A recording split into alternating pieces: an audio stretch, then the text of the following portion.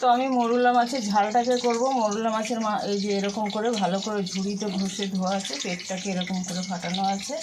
তো এর মধ্যে দিয়ে দেবো তোমার এই যে সর্ষে আর পোস্ত বাটা আছে, কাঁচা লঙ্কা বাটা আছে, অল্প অল্প 1 চামচ করে দেবো, বেশি লাগবে না।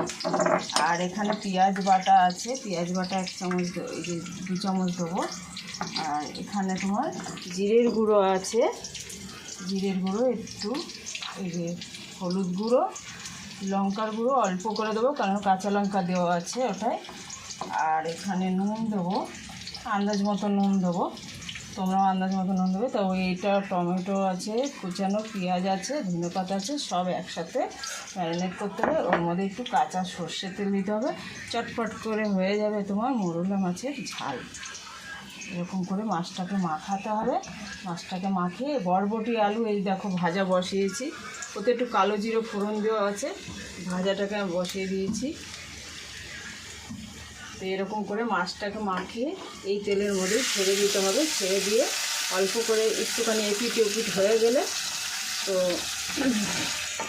চাপা দিয়ে দিতে হবে, অল্প জল দিতে হবে, 1 কাপ মতন জল দিতে হবে মরুলা মাছ। আর এদিকে তোমার ইলিশ মাছ করা আছে, ইলিশ মাছের ঝোলে করা আছে। এদিকে তোমার ইলিশ মাছের তেলটা দিয়ে বরবটি আর বেগুন ভাজা আছে। তো আমি রান্নাটাকে আমি এখন করছি, আমি পুরো রান্নাটাকে পরে দেখাবো।